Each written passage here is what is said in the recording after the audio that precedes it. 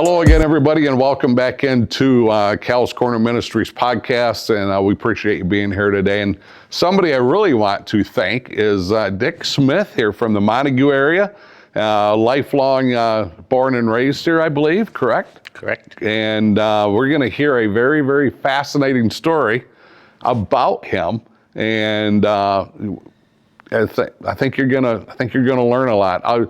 I learned one thing is that was Monday night. I talked to your son Craig, and I said, "Hey, I want to can you get this message to your dad?" He goes, "Yeah." He says, "I'll get a hold of him." And he texted me back, and he says he's still out planting corn. And I was like, "Your dad is 81 years old, and he's still planting corn." And you probably came from the planter today. And you're probably going to go home and jump back on the planter or something. Yeah. So we appreciate you being here. You don't look 81, and you certainly don't act like you're 81. You act more like you're mid 50s, because you get around well. So Dick, tell me about the early years of Dick Smith here in Montague. The early years began northwest of Montague, just a mile off of Lake Michigan. I was born on a farm. My grandfather lived just down the road from us. My dad was a farmer, and so I putzed around all the time out in the fields with my dad. I was right on the back end of horses, work horses. Okay. We still had a couple, but they had switched out to a tractor, and so the horses were just in the pasture. So all I knew is that they were work horses, but we weren't using them anymore, although some of my neighbors still did. My earliest recollection of being aware of myself, I think, was when I was the day before my 3rd birthday. I remember going to bed thinking, tomorrow is going to be great. I'm going to be 3. That's amazing. Remember that like it was yesterday. Okay. The next one was, we had a neighbor girl that used to come over and play with me and my 2 brothers, which were a year older and a year younger. And one day she was swinging me. She was about 5 years older. And she was swinging me around by my arms and let go, and I flew over and broke my collarbone on the clothesline pole. I was 3 and a half. Okay. So me and my 2 brothers grew up together. We played ball. We loved playing ball, playing outside, doing all kinds of things, especially riding bikes and everything that kids do.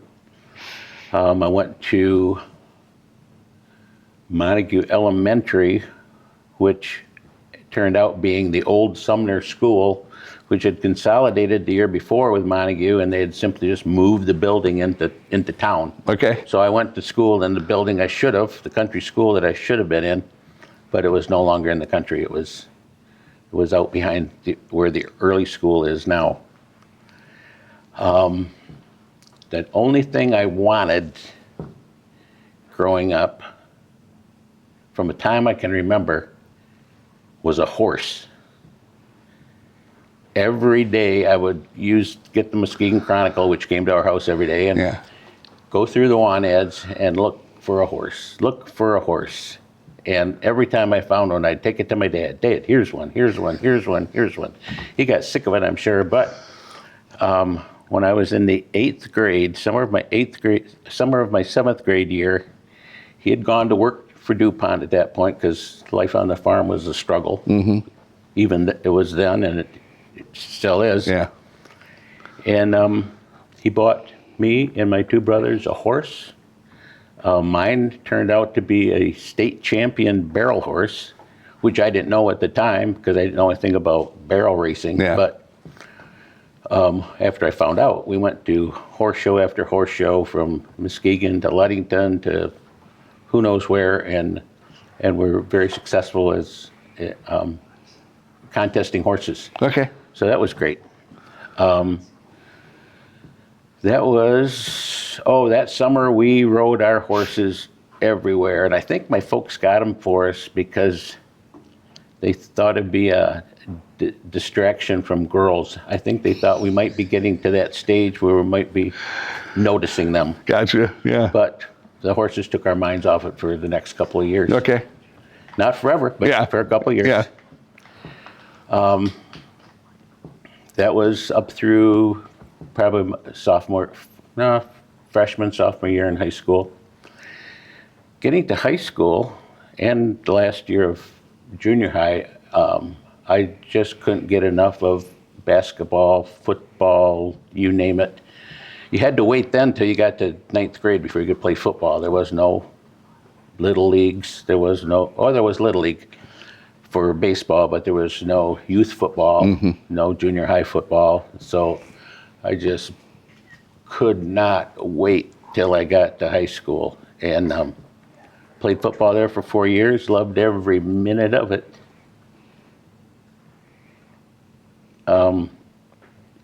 Those 4 years were way too short, and that's what I tell my kids and kids today. I'm still involved. I'm still coaching pole vault for the track team, but sometimes they're gonna show the coach. They don't like the coach, so they're not going out next year.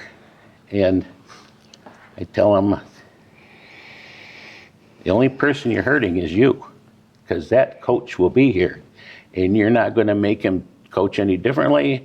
You're not going to make him feel bad.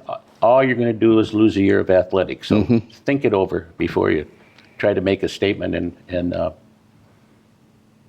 not go out. Yeah.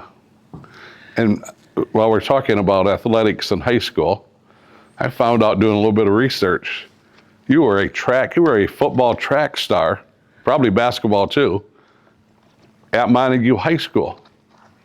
You were kind of quick, kind of fast. I was kind of quick and kind of fast, but I wasn't very good in basketball. Okay. I mean, I thought I was, but my coach, and that's why I brought up that thing about counseling kids about not trying to make a statement, because I did. I tried to make one. My coach didn't like me, so I thought, well, I'm not going to play. So I didn't go out 1 year, and then I realized all I did is lost a year. So I had in track, I won the state in the 400, and when I was a sophomore, and the regionals and the conference, and then going on to my junior year, I broke the records in the 800, and I got a second in the state that year. Broke the regional record. My senior year, I ran the 400, the 800, and pole vaulted, and ran into relays. One relay, we still have a record at the high school. It's on the legacy track board.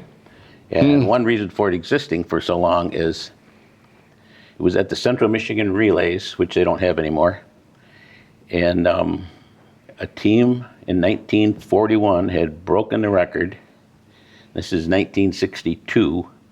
And we broke the record by 4 seconds 20 years later. And then they discontinued that particular relay. So that record is etched in stone. It'll never be broken. That's awesome. Yeah. Yes. So that was fun. And you said you still have a record that stands to this day at Montague High School? It's called a sprint medley record. Yeah, that's still there. It's out with Jay Mulder just had athletic director at Montague, just had a legacy track board put up, and it's all the records that were established when the track was a yard track.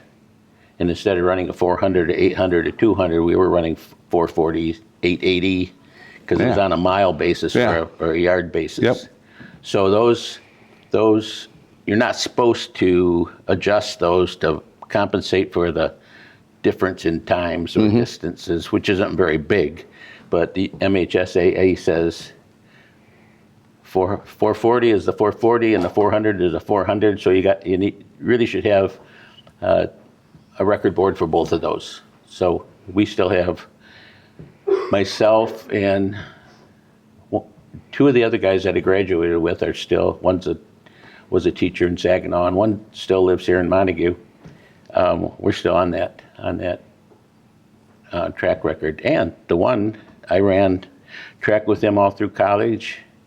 He ran for a couple years at Ferris, and then he came to CMU where I was, and I spent 4 years running track there, and played a couple years of football, and had a good time. Yeah. Yep. Yep. You won 8 varsity letters at CMU, just for track alone, correct? Correct. That's because they had an indoor season and an outdoor season. Yeah. So you could letter during the winter, running indoors, and then it's when April hit, then it went outdoors, and they had a whole new outdoor track season. Yeah. So, yeah. Did you letter at all for football? I got my freshman letter. Okay. And I got can I tell you a story about that? Go ahead. Okay. Yeah. It's not about the letter. It's about the second year that I went out. We were out to practice one day, and it was becoming apparent that it was kind of political, whether you got to play or whether you didn't. But it came to a head one day when I was standing on the sidelines, and they had their defense was out there, and somebody messed up. So he says, "Hey, Smith, get out here and show this guy how to tackle." So I go out there, and here comes the guy around the end, and so I get the angle on him so he can't juke me. I stay low. I lead with my head across his body. I come in with my shoulder. I wrap him up. I don't leave my feet, and I take him down. And the coach says, "See, that's how you do it. Now go over there where you were, and you get back out here." And I thought, man, if I can do it right, why can't I play? Yeah. So I said, I'm going to go run track. So. And you were a sprinter or mid-distance. I was a quarter miler. They called it a 440-yard dash. And it's just all out for the whole race. Yeah. It's a grueler. And I believe at one point you held the national record for the 440 for a little bit. Nope. I No? didn't. Okay. Nope. That's a good story. I would like to have that one, but I didn't. No, I did break the Fieldhouse record at CMU in the half mile. And I was on 3 conference championship track teams at CMU. Okay. And was successful there. Yeah. Running with my friend Bob Lloyd. Okay. Yep. That's awesome. There you go. So my youngest daughters, well, both my daughters, Ashton and Ariel both, but Ariel's sitting over there. They're both CMU grads. Okay. Great. So she's sitting there smiling, going, "Fire up chips," yeah. So she's sitting there smiling, going, "Oh my goodness," I'm sure she didn't know that. Phil here probably didn't know that neither. And wow, that's an accomplishment, to win all those letters. That's cool. And you still coach pole vault for Montague High School. Unless you've pole vaulted, for the most part, you could learn it from books, I suppose. But unless you've pole vaulted, you really can't teach somebody how to do it. Yeah. So, and I pole vaulted all through high school and 4 years of college. In fact, I started probably when I was in the 5th grade. I went down to the cedar swamp and cut me down a little cedar tree. I brought it home and got my dad's draw shave, and I shaped the thing so it was about 1.5 inches in diameter from top to bottom, and made myself a set of standards and ran along and stabbed the pole in the ground and started pole vaulting. Sometimes it didn't stick, and you just kind of wiped out on the grass. But that's how I got started. And the guy that taught me was my cousin. He pole vaulted for Montague, and he still has the record. His name's Tom Seaver. He's still got a lot of family there, 2-3 generations down the pike. Yeah. And he's got the record at Montague for a steel pole. He's 10'10" with a steel pole, and they don't bend. So all the ones now are fiberglass. what's the highest you ever went when you were at CMU? 13.6. 13.6. Yeah. And that was what years? 62, 63, 64 in there. 65. 13, which was now like astronomically high, back in the day. That's got to be. It was pretty high back then. Now you find a high school kid every now and then. Whitehall had one 2 years ago that was going 15.6. Yeah. Yeah. Yeah, but the 50 years later in technology. Oh, yeah. Yeah, makes a huge difference. So, tell you what, we're going to take a quick break. Okay. And we're going to come back here. So you're listening to Cal Corners Ministry, the podcast version. You can also find us on, you'll be able to find us on Facebook. You'll be able to find us on Instagram. You can find us on TikTok and YouTube. And the first thing I also need to do, should have done this right away, want to thank Sherpa Leadership Group for making this all possible. Phil Quinlan here is the man behind all this. And then there's another young lady by the name of Ariel. So I think she's a little bit familiar. My youngest daughter's working with Phil now. So I want to thank Sherpa Leadership Group for making this all possible. So we're going to take a quick break. We'll be back in just a minute.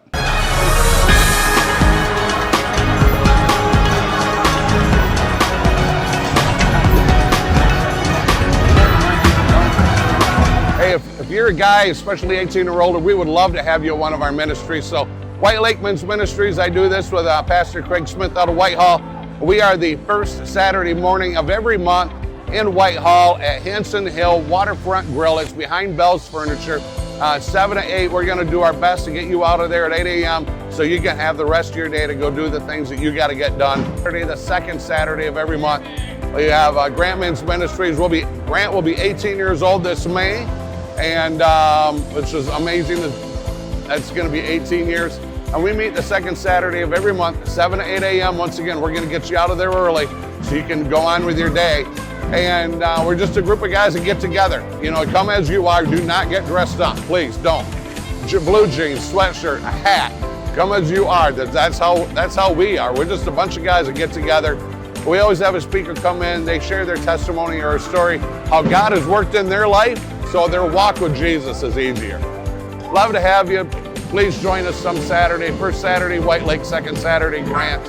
And would love to have you there.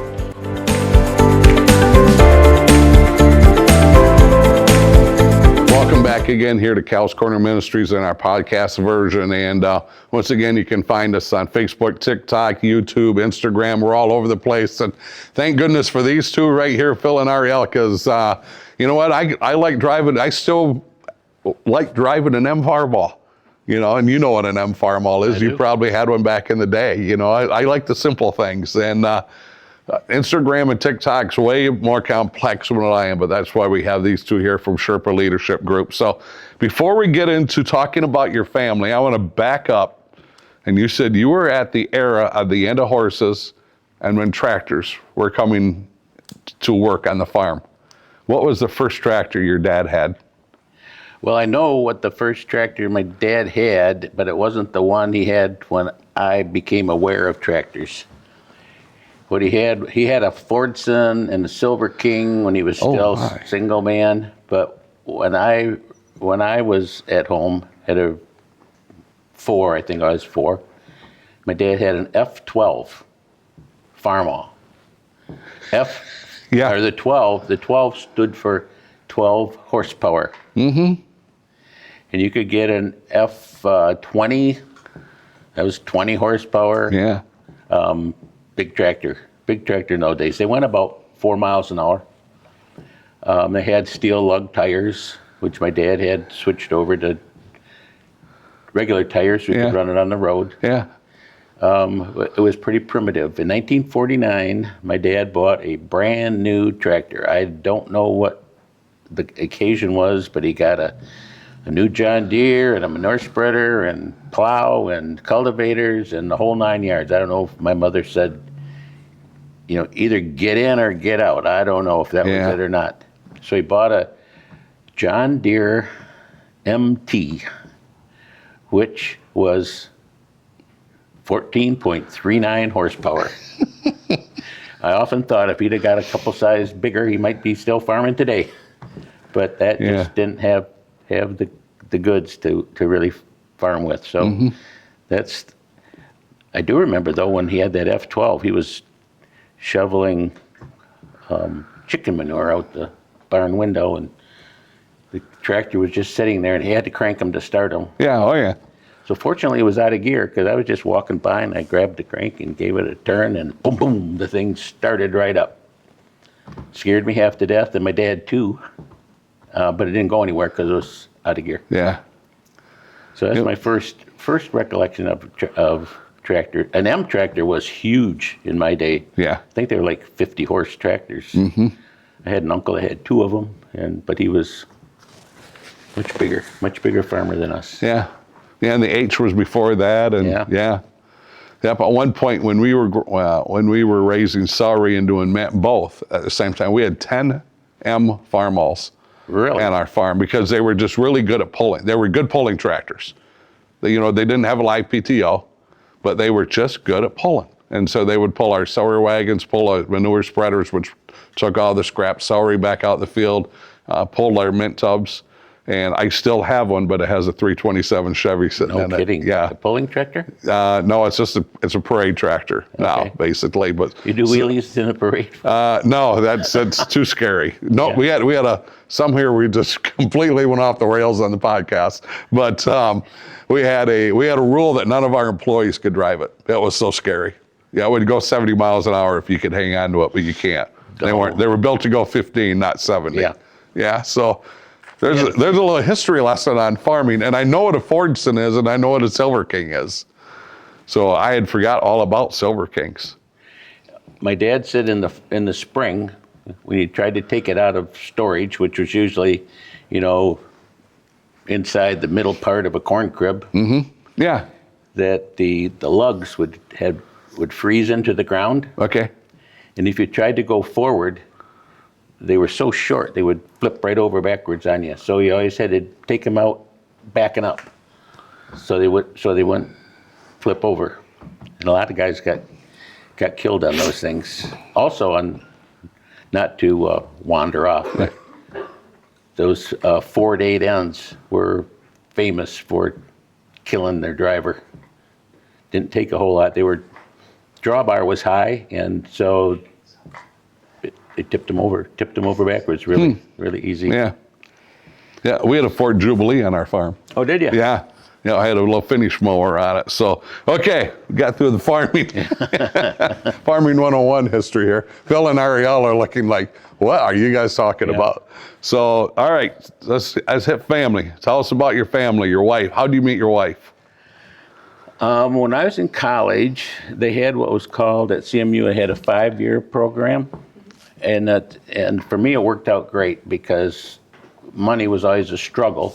So starting in your junior year, they had a program where you could go out and work full-time for a semester for a school and get half pay and do that for 3 years.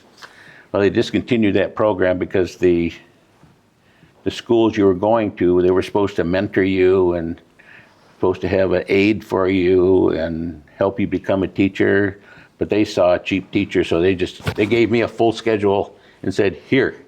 I had no idea what I was doing, but you learned fast. But anyway, coming back from my 3rd year of teaching, I came back to CMU and I'd been involved for that 4 years in InterVarsity. And my future wife was there, who I'd never met before, even though I'd been there for 4 years. And she was at this, they had hoot nannies in those days. And she had her guitar, and she was playing Froggy Went A-Courtin'. No kidding. I thought that's kind of funny. Yeah. And it was kind of comical. So I could still sing you the whole song today. But I asked my roommate, I said, who's she dating? And he said, nobody. I said, how come? He said, I don't know, but why don't you?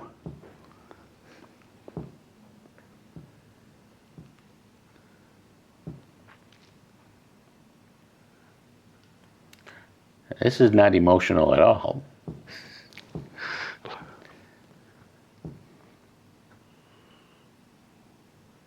Take all the time you need. So, I asked her out. Dating in those days, you went to the student center and you we had a quarter, so we got, that was enough for a pop, which was a dime. And we could share a bag of pistachios, which were 15 cents. And for 25 cents, you could have a little date. So that went on for a year and a half. It was probably 66. We got married in August of 67.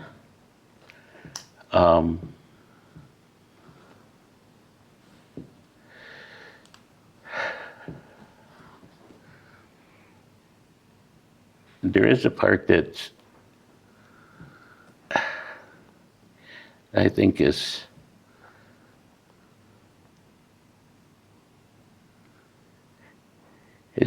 super crucial to us having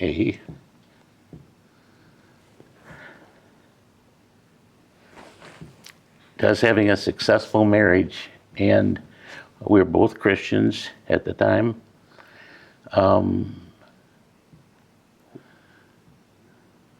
We wanted our marriage to be blessed of God. Mm-hmm. So the first thing we did after we were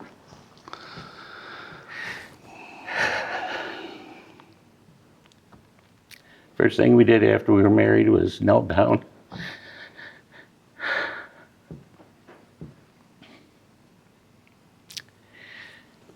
and prayed that God would bless our marriage, give us wisdom,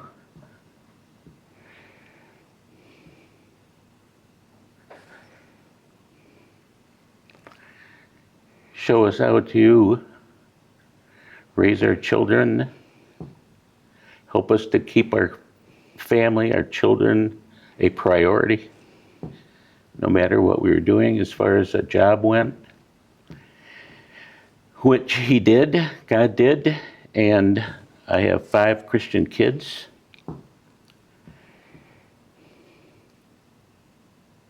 And that's all the kids I have, 5. They're all my kids are Christians. Yeah.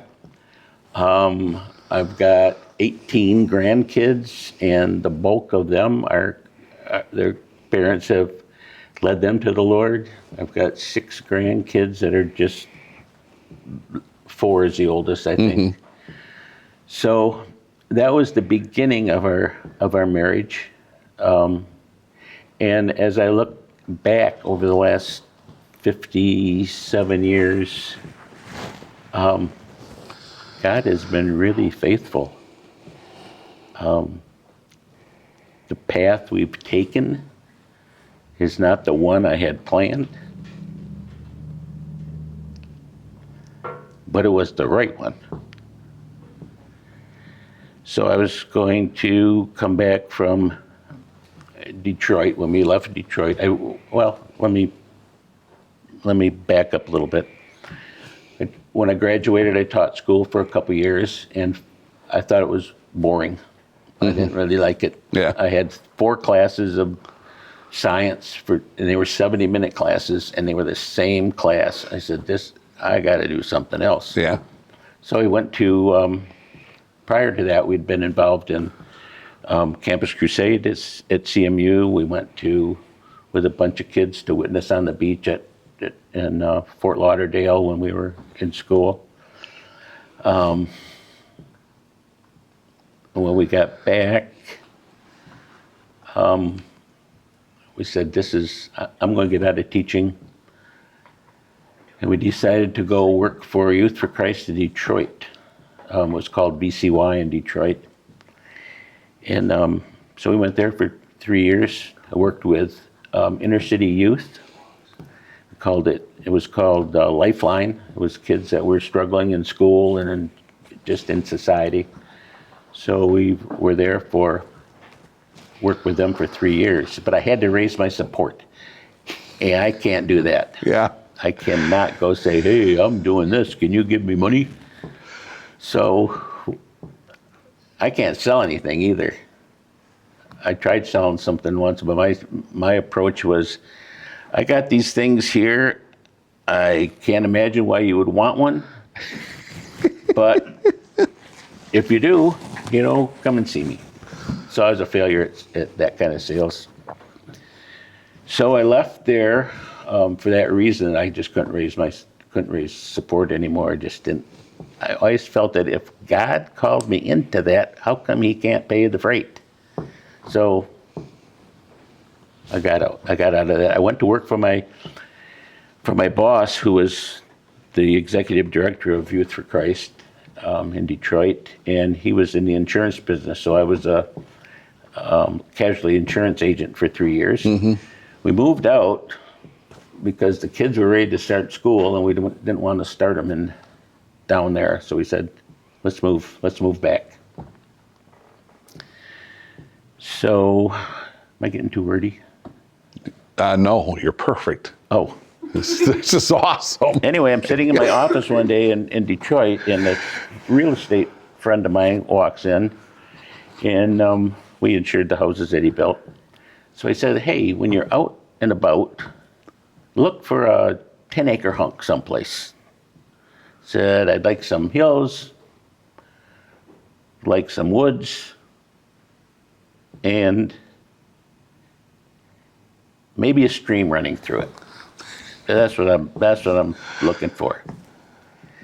So I think maybe a couple months later, I was talking to Cheryl, my wife, and I said, I think I just described my grandfather's farm,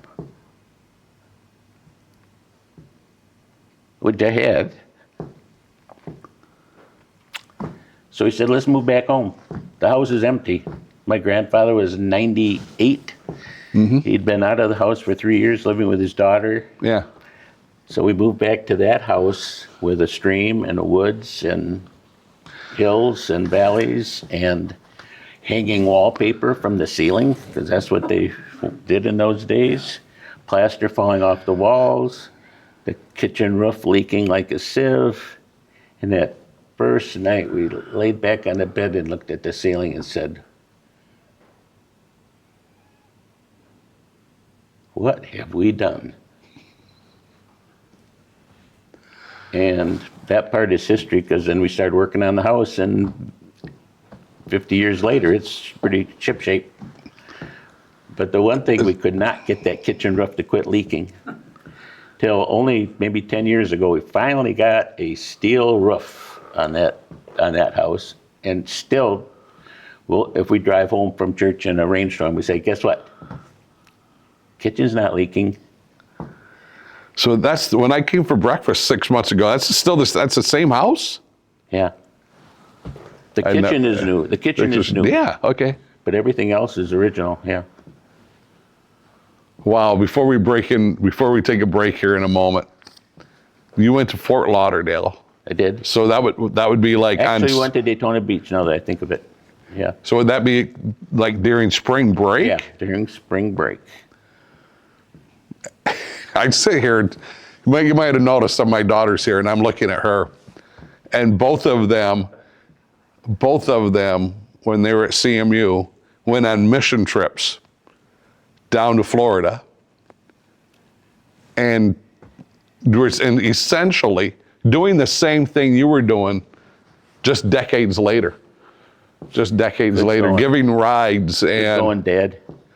Well, pardon? It's a good going, Dad. You I've had great men in my life. I was fortunate to be born in a Christian family, and that really helps, because you have a little bit of that.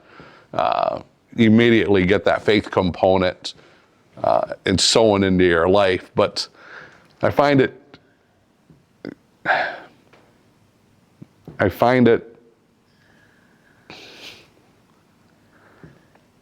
When were you doing that? In the 60s? Going to Florida? 66. And both my daughters were doing it in like 2008, 9, 10. Your paths are so familiar with that faith component. It's getting really crazy down there, isn't it? Yeah. It was crazy in 1966. It's 100 times more so. Yeah. Yeah, Good for you. I think you went to Chicago, right, and worked in the inner cities and the scary parts of Chicago and slept in a church. And this church had a food pantry, and they went in. You and I don't know how many of your friends through FCA, 10 of you, went in and completely didn't so much remodel this kitchen, but just cleaned it and just cleaned the church and worked outside. And they were being told, don't go out at night. Yeah. You got to stay here. And my oldest daughter Ashton was doing those same things, going these places, and it's like, when you think this just happens now, right, in the 2000s, you're doing it in the 60s. Yeah, I think there's always been a need for that. Oh, absolutely. Yeah. Yep, you're talking about having raised support. She worked for Fellowship of Christian Athletes for 10 years. I think it was almost 10 years. 7 years? 7 years. But then you worked at a church for 3 years, or the 10 years. In that 10 years, she had to raise support. And how difficult. People don't realize it until you're doing it, like you've said. Yeah, it was not my cup of tea. No, and it's like, yeah, and she didn't like it neither because she had to go into people's homes and you're selling yourself onto what you're doing. And if they're not familiar with it, like FCA, people say, what's FCA, Fellowship of Christian Athletes? Well, what do you do? And so it's hard to, and then when you're a young female in your 20s, now you're raising all your own support and trying to make money, just trying to make money to live. Yeah. That's, That was tough. that's, yeah. And now you're doing it, back then. And you were married then also, correct? I was. You were married and trying it. That's it's impressive. So now I am very sympathetic to anybody that comes to talk to me about raising support. Yeah. And I give them everything I can. Yeah. Should have met him 10 years ago. Yes. Hey, yeah. if you got some back months where you didn't get your full support, talk to me. I'll catch you up. Gotcha. So I tell you what, we're going to take a quick break. You're listening to Cal's Corner Ministries here, the podcast version. And once again, you can find us on YouTube, TikTok, Instagram, and Facebook. And once again, I want to thank Sherpa Leadership Group. They're the ones that make all this happen, Phil and Ariel. So we're going to take a quick break. We'll be back in just a moment.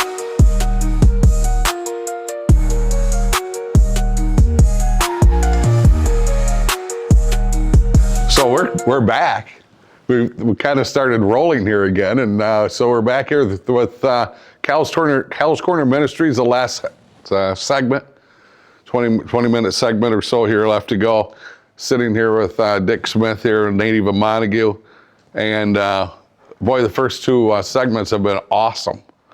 It's just been awesome. So I've known all along that from when I met your son Craig, and then learn more about you, that you've had a faith component.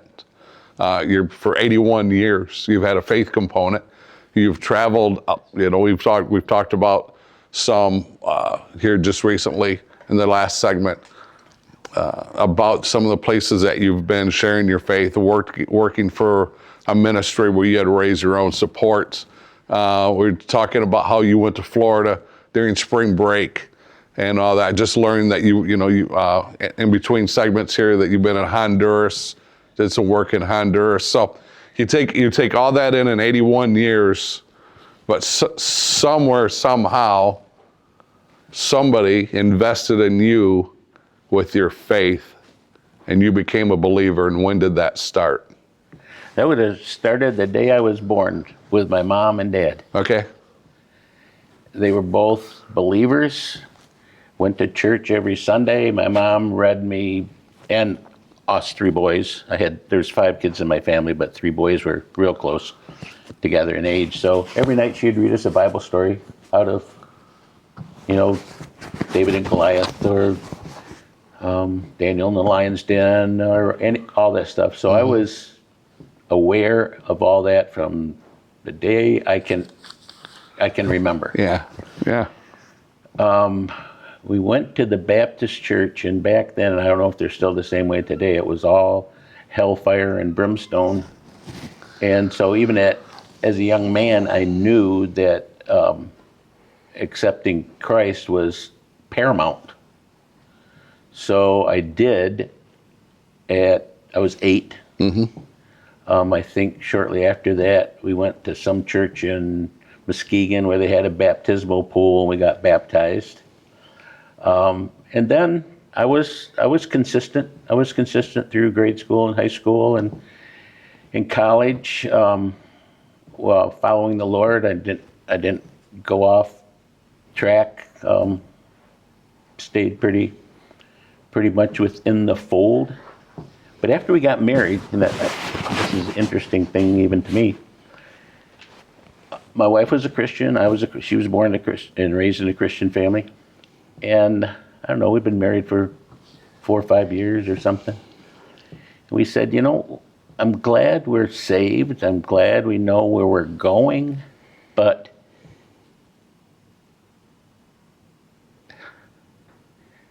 is this it? Just knowing where we're going, knowing that we're saved. There's got to be something between here and there that's significant, that's rewarding, that's whatever you want to call it. So this might be controversial, even still today. But back that we were right on the front edge of the Jesus revolution. Okay. And kids were getting, quote, baptized in the Holy Spirit, and it was changing their life. So we were going to check it out. So we went to St. Mary's, I think the church was in Ann Arbor. We get down there, this is 1969 or 70. There's 750 kids in this church gymnasium or auditorium. They're singing and playing worship songs. They're bouncing around like a whiffer in a windstorm. And the stuff is great. But remember, we're Baptists. So we drove home that night saying, man, everything they did seems so legit, but they're Catholics. And in those days, Catholics and Baptists was like oil and water. So, make a long story, well, I can't make a long story too short. I'll make it this short. My wife and I got baptized in the Holy Spirit. And looking back, I don't know if that's when we genuinely got saved, or if we were and we believed the word that, there's something after, that he sends you the Holy Spirit to give you power in your life. I know that at that point, the Bible just became alive. I read stuff, and there was no question that was for today. It was true. I should implement it. That Jesus is the same today, yesterday, and forever. So if he did this yesterday, how come we're not seeing it today? And so we kind of pursued that avenue. And that was the most life-changing event that I can think of, and that happened 50 years ago, and it's still just so relevant and real in my heart and my mind today, because I read the word, and I don't try to doctrinalize it or say, well, this is what it says, but it really means this. And he tells us to love one another, but he really didn't mean doing this or doing that. And I just take it for what it says, and life has been good. Like I said before, the path we took was not the one we chose. The path we took was not the one we would have chosen, but it was the right path. I came back from Detroit thinking that I was going to go in the insurance business. I didn't, never got around to it. I did make the mistake of getting my dad's little tractor and plowing 15 acres behind the barn and thinking, I think I'd like to do this for a living. But anyway, I digress. We had been involved in a home group, and I think that period of time opened up the validity of home groups and people just meeting together in houses and worshiping and singing. And so when we got back here, we opened up a home group in our house. And we had that for about 3 years, and I think it got up to about 50 people. So it was way too big to keep it there.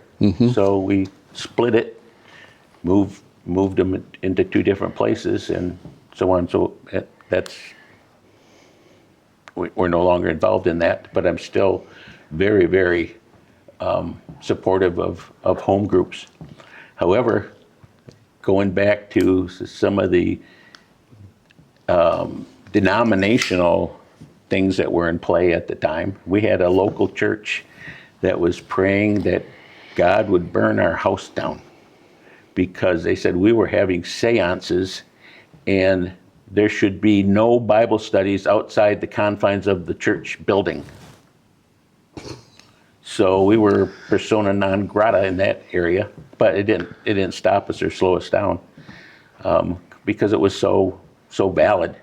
And one of the things that in my faith walk that I think is really valid is that period of time just broke down so many walls between the different denominations. Like before they called them distinctives, you know, the Baptists believe blah, blah, blah. The Baptists believe you're eternally secure. The Wesleyans believe you can lose your salvation. The other one believe that you're going to heaven no matter what. Well, they're all doctrines. They all say they got them out of the Bible. Well, they're all different. So how could they all come out of the Bible? So I just dismissed them as being all wrong and just going by what the Word says. So I think from that standpoint that the Jesus Revolution really broke those walls down and allowed believers, whether you were a Catholic or a Christian, a Catholic or a Baptist or whatever.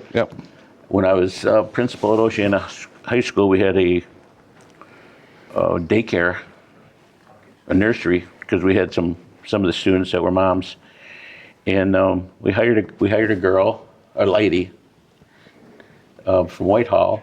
She was at one point voted the Mother of the Year. She was just a wonderful woman, and the first thing she asked me when we hired her is, can I tell the girls about Jesus? And she was a Catholic lady. And that was kind of foreign to me, because foreign to the degree that Catholics hadn't kind of voiced that. And she did, and she was solid. And I said to myself, because you know, there was still that division between those denominations and stuff. I said, you know, how can anybody question the validity of her faith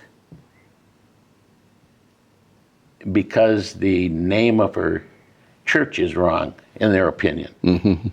So that kind of thing changed my mind, and I was up there for 19 years. I was a principal at Oceana High School. We worked with the same kind of youth that I worked with when we were with VCY in Detroit, and it was a good run. Awesome. And they shut the program down because of a money thing, I guess. Yeah, gotcha. But I digress. A couple of questions. Give me 2 of the most influential men in your life. One of them that I can remember looking up to was my junior high Sunday school teacher, who was probably 4 years older than me. I was in junior high, he was in high school. He was an incredible athlete. Whatever he did, track, football, basketball. He was just really good, and he was really a fine Christian man, and I really looked up to him as a mentor and as an example. Mm-hmm. Unfortunately, later in life, he kind of went sideways, and that's been disappointing. Excuse me. Another one was I had a football coach who everybody just loved him, including me, and who had never talked. We never talked about the Lord. Nothing. He was just a guy that loved kids and supported them. And later on in life, I know that there was some things that were. I'm concerned about who's going to hear this and to keep on that particular track. We can edit anything out. We can edit anything out you don't want to. So Okay. it just go flow. He was a great football coach, great mentor. He was a man of the world. Mm-hmm. Later on in life, after he retired from teaching school, he was a PE teacher at Montague. He got saved, was involved in Bible study, and when he died, he had a great funeral, and there was no question that he was where he was going. He had become a man of God, even though first 60 years were a little dubious. Yeah. So he was a mentor. Another one was my track coach in 1961. Was only there for 1 year, and then he went on to Reese Puffer. But he was a man I looked up to. In fact, 2 weeks ago I went to his funeral here in Whitehall. He was 92 years old, and I haven't seen him for the last 20 years probably. But still, whenever my friend Bob Lloyd and I talk about him, he still ranks there with one of the best coaches we've ever had. So that was one of the men that I look up to. Here's a question for you. Favorite book in the Bible? It depends. I love Proverbs and Ecclesiastes. If you want to know what's good to do, what has value in life, what you should concentrate on, what's a waste of time, read Ecclesiastes. And he'll tell you that pursuing wealth is a dead end. There's no reason to do it. The Lord will supply your needs. Don't go out there and break your back, because in the end, it all goes back where it came from. Mm-hmm. So save your breath. Yeah. Proverbs is just good, solid wisdom about what to do, what not to do, what's valuable, and otherwise, I'm reading John, and it's just good to refresh yourself on what Jesus expects of us, and who he is and what he plans on doing. Yeah. We don't get that in Proverbs and Ecclesiastes. You just get good, solid life wisdom. Yeah. Have you watched the Chosen series? I have. Have you? Okay. And there's another one that just came out called The House of David. I'm halfway through it. All right. So my wife and I, so my generation, just you're 81, I'm 66, so not quite a generation between us, but a few years. And I'm like going, House of David, oh, this is going to be good. And there was so much of the backstory. First of all, it starts out with the backstory of it all. And I'm like, no, let's just get to the main part here. And then the more the backstory comes out, it's like, okay, I didn't know this, I didn't know that. You keep learning more and more things about it. But that's been a really good series too, and I can't wait for the final on that. So Proverbs is my... kills Goliath. Yeah, yeah, right, yeah. In the end, yeah. Spoiler. Yeah, and what, there's 4 more giants. There was 5 giants, right? Yeah. And there's 4 more. Yeah. Yeah. And I didn't know that. I didn't know that until, kind of during that, watching the House of David. That's why I picked up 5 5 rocks at the river. Yeah. So that was, I had missed that Brothers are going to somewhere. horn in or not. Yeah. My youngest daughter, I think her favorite's Romans. Yeah, she's a big Romans. At one point, I think she had 125 verses memorized in the book of Romans. Phil, you got a favorite book in the Bible? I'm in Daniel right now because of the courage of going into the cave. I've just been on that for a week, just Yeah. praying on it, thinking about it. So Proverbs, though, that's my daily wisdom. 10 minutes of Proverbs and focus on that. Yeah. I start my day that way. This month, all your verses are from Proverbs. Are they? If you want to plug that real quick. Yeah, so once again, all of our daily verses for out of Cal's Corner Ministries will be on the book of Proverbs right this month. And so this is May. So yeah, check us out, Google us and find us and join in. And One thing, can I say this Yep. about Proverbs? And throughout the Bible, Proverbs, I don't know, I think it's right after trust in the Lord with all your heart in the next 2 or 3 verses where it says, give of your wealth and of the fruit of your harvest or something similar to that, so that your barns will be full and your vats will overflow. And I'm thinking that plus so many others, I wonder why anybody is reluctant to give, because it is the secret of attaining abundance. But it's not because you sought after it. It's because you were obedient. And Jesus said, don't worry about it. Give out of your abundance, and I'll heap it down on you to the degree that you can't hold it. So Amen. Why do we worry about supposedly giving more than we think we can afford? yeah, It just opens the door for blessing. In fact, sometimes my wife and I say, okay, you just gave X amount of dollars to this area over here. I wonder how the Lord's going to bail us out of this one. And he always does. He always And does. It's always amazing. Yes. I will tell guys that you cannot outgive them. And I'll say don't throw $100 in the offering plate and expect 1,000 to follow. Don't do it that way, because now you have the wrong mindset to them. But try to outgive them. Just try to outgive them, and then just sit back and watch what happens, because you can't outgive him. The one thing I can't figure out is why doesn't he raise the price of corn? Amen, brother. Man, Amen, brother. I'm going down a drain on the corn thing. Yeah. I don't know where how he's gonna bless me Yeah. to compensate. Well, my brothers, He will. Yeah, he will. My brothers and I sold our farm a couple years ago, but you're preaching to the choir on that one. You're preaching to the choir.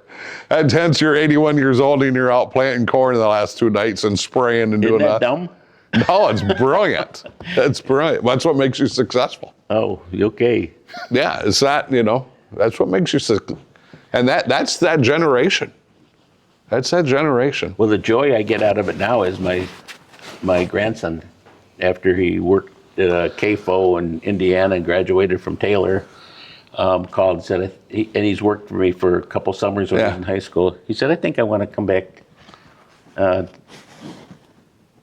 the farm and work with you, and maybe, and hopefully, take over the farm. Yeah. Because I can't do it forever, although it's getting close to that now. Keep going, because I think you got a long run. You're so healthy. You're 81 years old, and you are like a 50-year-old man. I seen you at a soccer game the other day. You didn't see me. And you were walking, you were just, you're cruising to the parking lot. And I'm going, that mug is 81 years old. He's walking like he's 50. That's amazing. So we're going to end on this. You and your family do something really neat.